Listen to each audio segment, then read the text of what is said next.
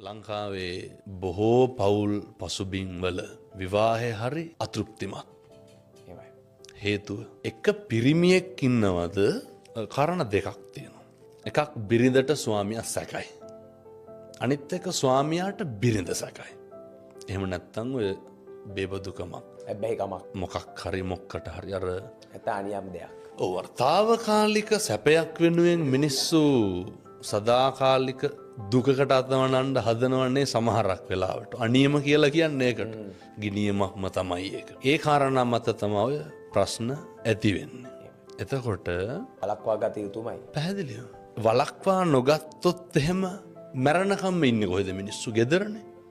මැරණකම්ම ඉන්න කියන්නේ ගෙදර මාලිගාවක් කරගන්න ඕන කියලා. අර අහලා තියෙනවද පවුල් පන්සල් වාගේ තියෙන්න ඕනේ. තියෙන්න ඕන කියලා. ඒතකොට එතරම් ගිනි ගන්නවා. ගිනි ගන්නවා. හිතට යන්න හිතෙන්නේ නැහැ. හිතෙන්නේ.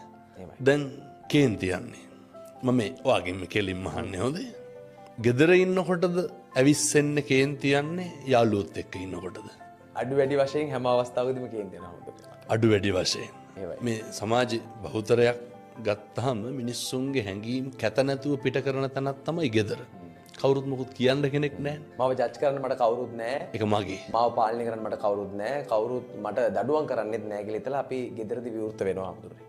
නමුත් මිනිස්සු හික්මෙන්න ඕන කොතනද? වැඩිපුර